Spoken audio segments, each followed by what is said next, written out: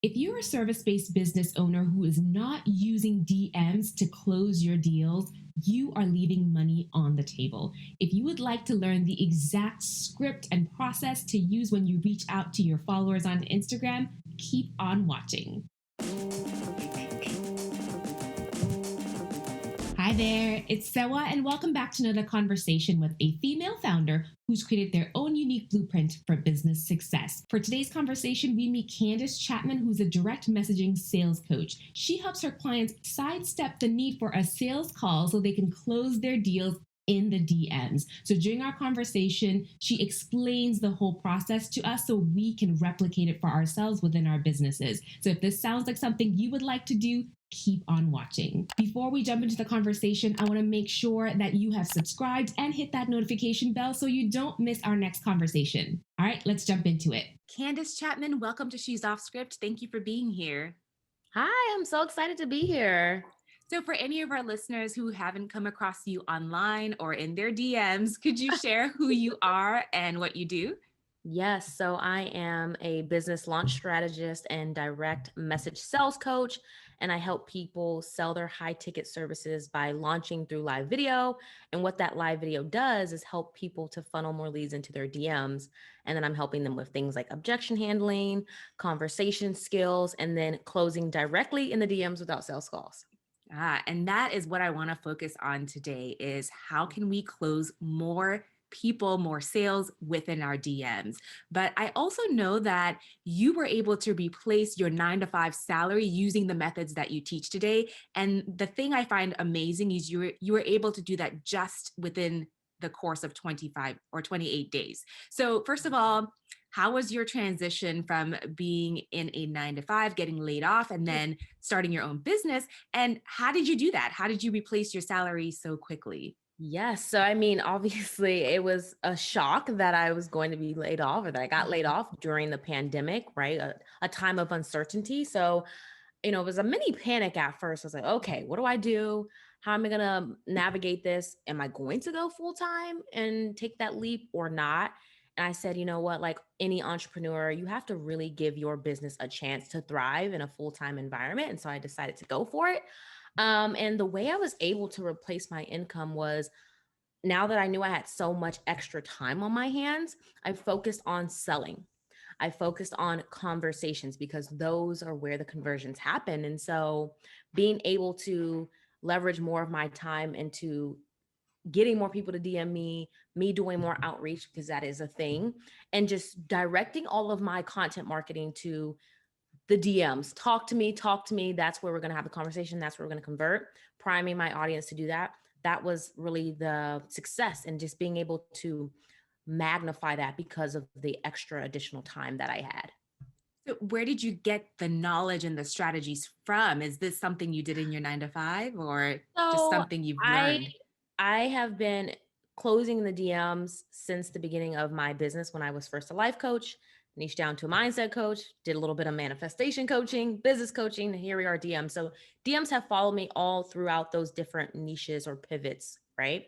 And then in terms of my 9 to 5 job, I did feel that I could enhance my selling skills. I come from a marketing social media background, so I know that world very well. And so I actually did get my last job was directly in sales. Primarily, a lot of conversations on LinkedIn, B2B. So I did get some experience there from a corporate standpoint, but my methods and strategies really come from being conversational and authentic and being able to do that over the life of my business and Mhm. seeing what are the patterns, what type of intro messages really work, right? And collecting all that data and then coming up with some frameworks and methodologies for closing without sales calls. So I think it's a mixture, but I really pride myself on being successful because I've been able to do it while being different types of coaches. Got it. So talk to me about why you prefer DMs Yes. instead of sales calls. And then are there times when when sales calls are still appropriate? So I don't do any sales calls. Ah, Once you okay. go into the DMs and start teaching people how to do DMs, one, I think there's an expectation of, so you're gonna do sales calls still? But most Mhm. importantly, I don't like it. I don't think that it's necessary. I Hmm. think closing on a sales call is really when people lack the know with all or how to qualify properly. Mhm. And when there's sort of a fear that the sale won't close because you're so attached to it. I think that's a lot of reasons why we get on sales calls. Also, like, I feel like I need to, that's the best way to qualify people. I hear a lot of my clients say. And so the way I've been able to remove those sales calls is by looking at how can I improve the way that I qualify, which does come down to what type of content am I putting out. Mm. So, to share something with your audience, if you were to go look at my social media, you will see that most of my content is based on shifting people's perspectives so that they are in alignment with my program and they're ready to buy, Mhm. and overcoming any and all objections that I get. So that way, when people come in my DMs, they're more likely to buy and they're ready and they don't even feel like they need a sales call. They just need to Mm. talk to me and then figure out how to enroll. And so I think when you shift your content from less educational into more speaking to people's beliefs, their pains, their desires, Mhm. and show here's the solution, my program, it's going to be much easier to do it without sales calls. And then also Mm. I've noticed too as well, I was doing a lot of launches, and you know how launches go, ups and downs, and it's open and it's closed, and launches can be kind of exhausting in my opinion. And I realized during that time I had to add more calls to my calendar. And some of those calls were 30, 45 minutes. I've even been on sales calls where I was like, why is this 2 hours? What am I doing? Oh, What is wow. At going that on? point, they are just asking you to coach them. Right. It's bad, and that was way back in the day. But I realized there's danger. There can be some danger zone on sales calls, and quite frankly, taking up my calendar. And so, how can I do this in the DMs? How can I get people excited to just ask their questions energetically and get to the point, and then be able to provide them with the solutions? And here's how you enroll. So could you map out what that Yeah. sales funnel or what that content funnel looks like to get people to the point where they are ready to purchase in the DMs? Yeah. So the first thing that people really need to be focusing on is live video, Mm. because oftentimes people lack the gap of how do I close, or who are my ideal clients. They don't know. And typically posting content is not going to fully, or I should say posting static pieces of content, everything but live video, is not really going to bring those warmest leads up out of the audience. You're just going to get a bunch of likes and you can't really tell who's warm or not, right? You're going to go Mm. through every person and try to talk to them, maybe. And so live video, what that really does is over time and consistency, your ideal clients know you for going live. They're going to show up. Those who are showing up are your warmest leads right then and there. And so if you're posting this content that's shifting beliefs, meaning what do people need to believe to enroll? What do people need to hear to be able to make the decision? What gets in the way of people enrolling? Why do they, delay action? What are their fears? All the Mm. things around selling your service and getting them to make the decision. When you create that content, it's not necessarily what your buyers want to hear, but it's what they need to hear. And so what you will find is people are leaving much more in-depth comments instead of just, I see a lot of comments that say, "Oh, you're inspirational. This is so amazing. Great post." That doesn't tell you they want to buy, right? Mhm. And so when you create content that goes much deeper on a psychological level, you get comments like, "Wow, it's exactly what I needed to hear today. I am struggling with this." And you hit the nail on the head. Now you know that if they haven't DM'd you first already, those are people you need to go have a conversation with. And so that live video helps funnel more leads into your DMs, makes it much more clear who your warm leads are. And that's the first point to being able to successfully close. You need to know they're ready, they're interested on some shape or form, right? Mhm. After that, again, most of the time, this gets people to DM you first when you're doing this well. Really, the next thing you need to go right into is to qualify. A lot of people make the mistake of, getting in the friend zone. I'm going to keep it casual at the beginning. No, no, no, no, no. You're here to sell your service and get paid for that and transform lives. So, right away, the first question I ask people when they DM me is, "I'm super excited to tell you a little bit more about my program. Is it okay if I ask you some questions about it to see if this is a good fit for you?" That Mm. question alone will move the needle forward. And so that mitigates any of that. I get friend zone. I don't know what to say. I don't know how to start the conversation. Right now, we're talking business from the beginning. And after Mhm. that, it's really about understanding what information do you need to know about your prospect to be able to say that they're a good fit, right? Sort of like, what would you be asking on a sales call? It's very similar, right? So assessing their need. Is this something they really need? Why do they need it? Why are they interested? Where are they at in their life or their business or whatever, you're trying to sell to them, right? What may be preventing them from getting those results? So the questions are very similar to a sales call, but what you're doing in the DMs is you're being able to ask it, I think, in a way that's less pressure for both of you all, right? Because when you're a sales call, it's very in the moment. There's this energy of like, we got to close this sale, which sometimes isn't helpful to either party. A lot of people, when they feel that they're under pressure, the prospect, they're like, I don't know, I just need time to think. I'm stressed. And so I think But the DM, also, how long or over what span of time is this DM conversation taking place? yeah. So my clients, when they come to me, typically months, I'm telling you, nurturing, like it could take forever. But when you know what questions to ask and you know how to guide the conversation with authority, a week, 2 weeks, maybe a few days, the same day. So we're really trying to shorten it from I need to nurture for months and months and slowly come back and ease into the conversation. So how can we close this or get the prospect to make a decision whether they buy or not right away? The goal is like right away, really. And so I think it's about an energy, and especially because we're not on sales calls, the one risk that people may get into is that they don't have enough urgency with the questions they're asking and being straightforward and direct, because people can then just leave you on read. So there's some things we need to overcome when it comes to DMs. And so one of the ways that a lot of times I'm telling clients to overcome people who leave them on read or ghost them is by being upfront and saying, hey, it's okay if this is not a decision for you or this is not a program that you're interested in. You can totally just let me know right now so that we don't waste each other's time. We can say things like this, right? And so back to the qualifying, that's really about understanding like the need, the urgency. Are they interested now or later? And then oftentimes a financial investment, right? A lot of my clients on their application form, they will ask about that, and that gives them some information about their ability to invest. But this is a question I don't think is off limits, and it should be said in the DMs, right? Let's talk a little bit more about your ability to invest. What does that look like? Right. But So wait, at what point are they going into your application form? Because I thought this was going to be more of like a live video to DM type of. So sometimes, and apologies if I confused and didn't mention that, sometimes clients will have them fill out an application first. So that also can shorten the DM. So let's say they come from your live and they're in your DMs. I'm super excited you're interested in working with me. I have a short application for you. That's one option, right? And so what I like to do is give clients options on how to enroll people, but it typically all comes back down to the DMs, and people always have questions, so they come back in the DMs, and that's typically where you send them a link to enroll. But again, some people have sales pages or application pages, and they might fill that out.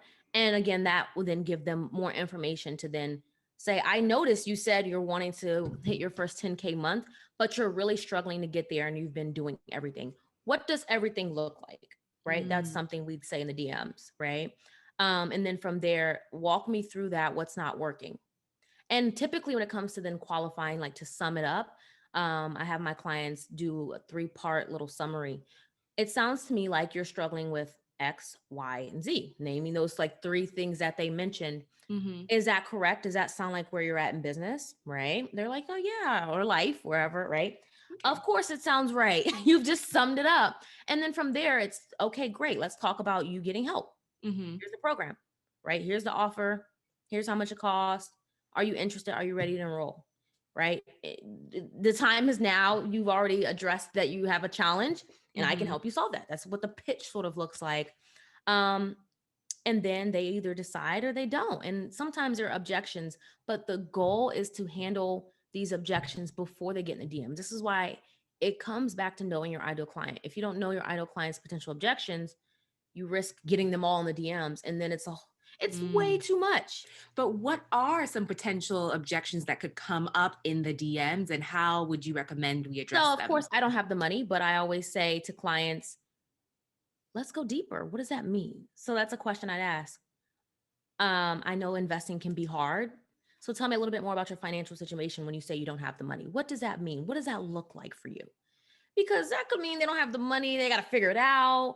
Oftentimes prospects realize they're spending too much money on other things. Sometimes they don't have the money because they just invested in a program and they're not getting results. So it's not necessarily that I don't have the money. It's I'm in another program and I'm not getting results. And that's like the challenge. So I Mhm. always say, when in doubt, whenever you get any objection, tell me more about that. What does that look like? Because most of the time, prospects or the client doesn't actually understand the prospect's objection. Another objection around time. I don't have Mm. the time. A lot of people in the DMs will say, "Oh, okay, I understand." No, you don't. What do they have kids? What does that look like? So you Mhm. just ask them, "Tell me a little bit more about your time constraints. What does that look like?" Right? Mm. If you already know they have kids, I know you have 3 kids. Is that part of the problem? What is You need to know a little bit more about their situation that Right. gives you leverage to come back and respond. And so objection handling is less about knocking it out of the park and having the perfect objection, but talking through their challenges and seeing if there's a place where you still fit in. And I think that's a mindset shift, even on sales calls, right? We're so quick to try to just like overcome it and be right to get them enrolled. And I think that was what leads to sales feeling icky and, all of that. Another objection that I hear is, this is sort of around time, but it's just not the right fit. I'm just not sure. This typically means that the prospect doesn't have clarity on what the heck is in the program. They're Mm. really not sure if you're a good fit for them, what the results are going to be. And so I always say, I'm having a hard time understanding some of your challenges around you being unsure. Can you walk me through a little bit of what you're thinking? What's the process? What are your gaps, your challenges? I'm not really understanding that, right? Mhm. And that is going to be telling as to why they're not sure. And then from there, you can, again, I think it's almost like a cycle. Sum up like, okay, so it sounds like you're saying to me, the reason you're really not sure is you're not sure what results you're going to get. So let's talk a little bit more about that. Sound good? Right? Mhm. Or, okay, you're telling me you're working a 9 to 5 and you have 2 kids. So you're just not sure how this fits into your time, right? Let's talk a little bit more about how you can enroll in the program with only 2 hours a week, whatever, right? So you got to Mm. really think about what's the objection, and then how does your program solve it? If it doesn't, you need to be honest. So I'm Mm. always looking at where they're here. How can I get them here with my program? So Got people it. give me the time objection all the time, and I'm like, actually, you only need about X amount of hours per week to enroll in this program. I can walk you through that a little bit more. Does that make sense? As soon as you feel like you've answered their objection, well, it sounds like we've covered everything. Sounds like I've handled all your objections. You have clarity. You know that this is a good fit. You're super excited. Would you like to proceed from here? Would you like to enroll? Are you ready to Mhm. get this show on the road? Whatever you want to say, however your language is. But I think the key to DM sales is, one, voice memos. We're Mm. not doing a lot of texting because people need to hear you or see you. I do videos sometime, especially in the beginning or when I'm answering an objection. And being yourself, guys. The way I say it may not be the way you say it. Mm. I'm a challenger. I'm a I'm a natural pusher, not like push to sell, but push to think differently, push to see a different way, a new reality. So I come across very bold in that way. Some people a little more reserved, and that's okay. So I think it's about understanding your personality related to what are people saying, what are their challenges, what are their objections. So if people give me objections, I'll say, like, with respect, I call BS on that. You're not Mm. believing in yourself right now. And this is not really coaching. Let me give you the answers, but I'm just going to tell you this is part of the reason why you need help. Because you don't even believe you can make money, right? Or whatever the objection is. So I'm really I call it like the challenger mindset. It's a famous book called The Challenger, but really about being able to predict how prospects will act and think, their motives. And when you understand that, that's like that sales psychology. You can respond accordingly. You can, again, do the thinking for them. And then they're going to be like, how did you know? Right. And then that Mhm. leads to closing the sale. Got it. Um, So earlier you mentioned getting people's permission to move to the next step. And I believe that's called permission-based marketing. So yeah. could you explain a little bit more about that and how we can use that to kind of move the conversation along? Yes. So, one, if someone's messaging first, there's already that subtle permission because they're coming Hmm. to your DMs. Yeah. So right there, you've got more leverage right away. I still always say, like, hey, I'm going to ask you a bunch of questions related to my program. Is that cool? Make sure you're comfortable with that. Right. So just kind of like a pulse check. You comfortable? Everything sounding good? Is this resonating? Those are all forms of like, hey, permission or checking in, right? So I kind of use that interchangeably. So especially when I'm summing up or I just snatch someone's edges when I just like overcame their objection, like I know that was a lot. You probably weren't prepared for that, but are you okay? Is this resonating? So just checking in, right? If you're messaging people first, which the beginning of my business, I did mostly cold messaging to close my clients, you definitely got to be checking in, you definitely got to be asking for permission. And so it doesn't have to be cold messaging in the terms of you never met the person and like you just literally found them, but someone in your audience that hasn't messaged you first, I still call that a cold message. I infuse it into my conversation.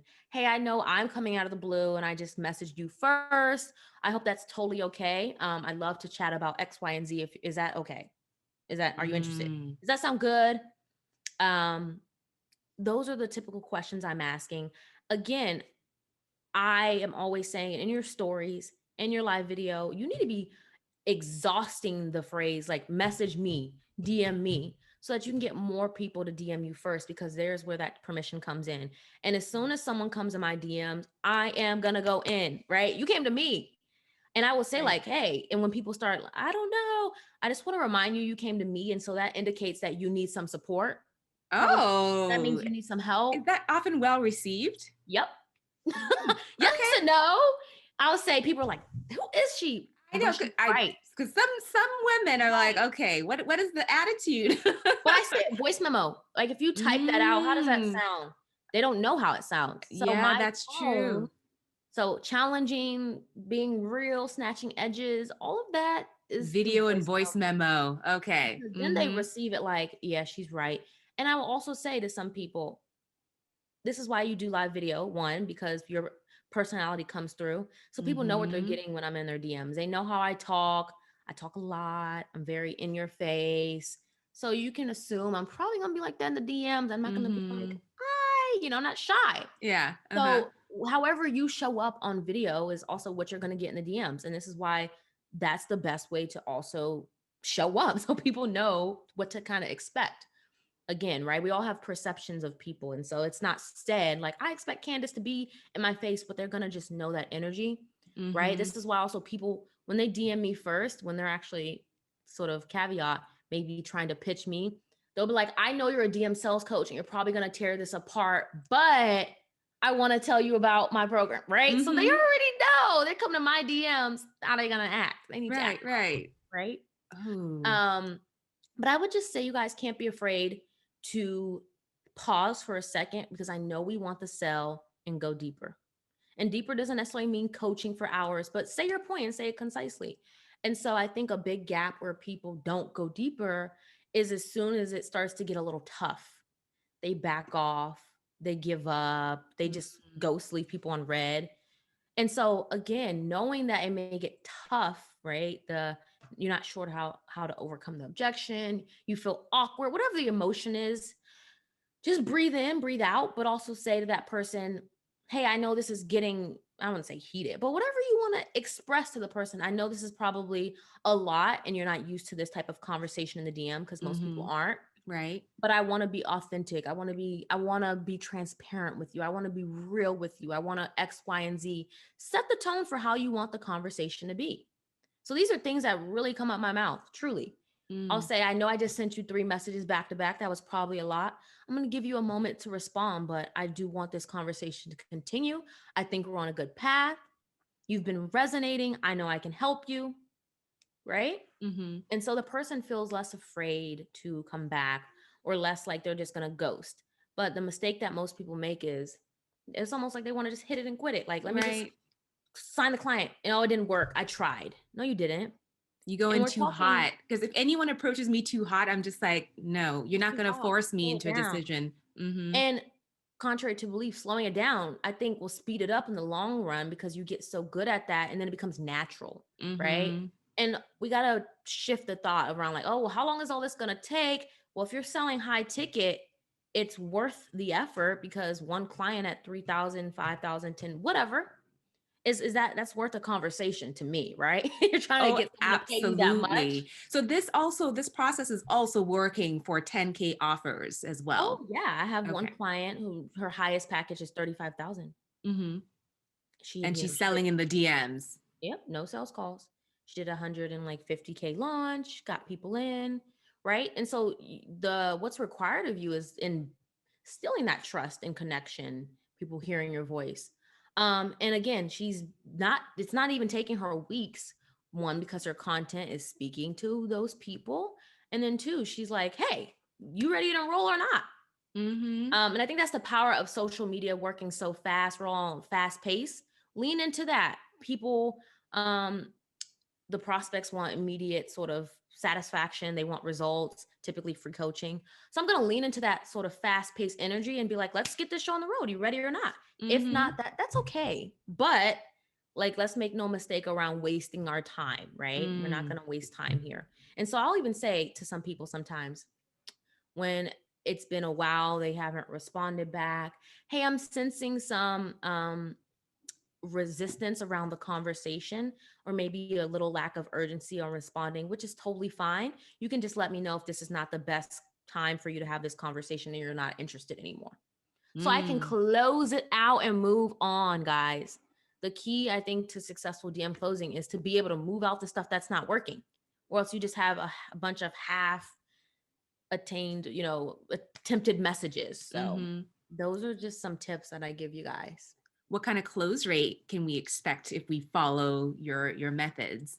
Oh, that's a good question. And I'm like, you see my face, because it depends on how many leads you have. It depends on if you're moving the message forward.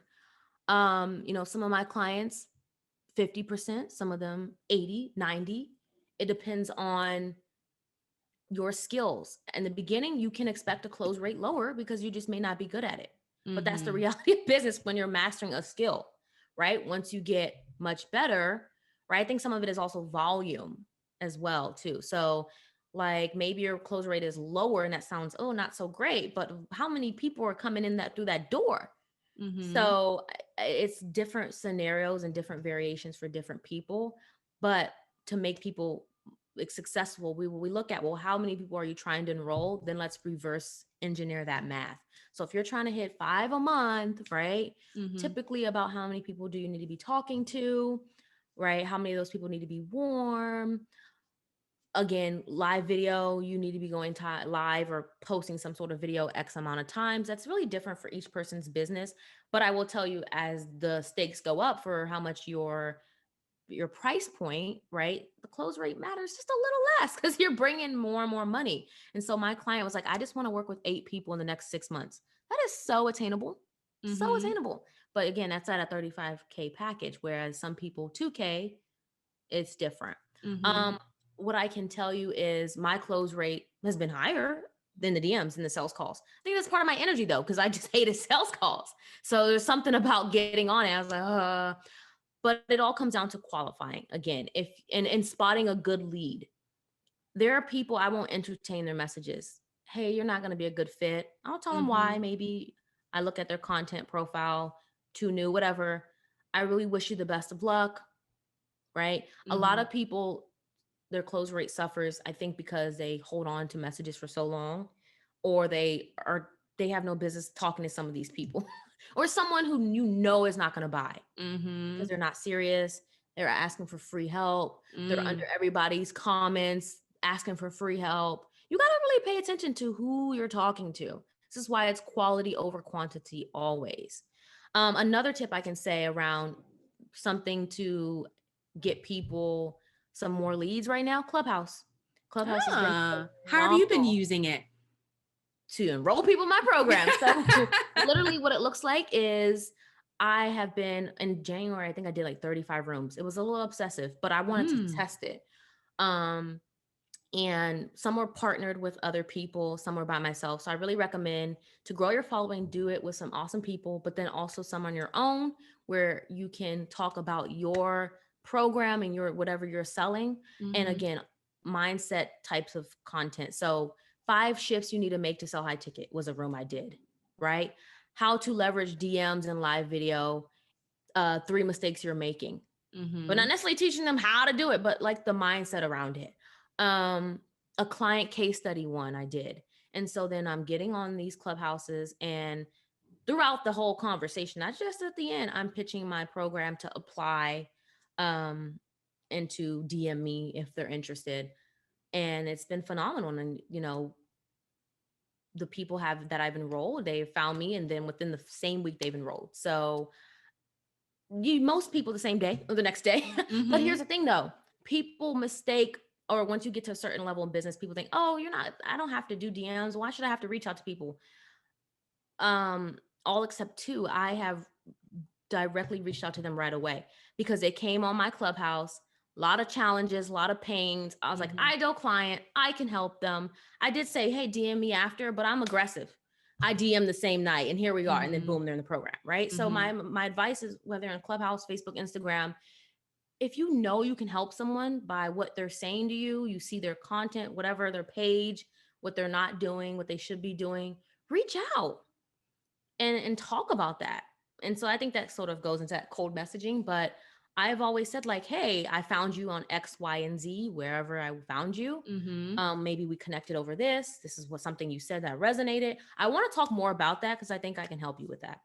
Or I have some great pieces of some words of wisdom for you related to X, Y, and Z. Do you want to hear it? Starts the conversation.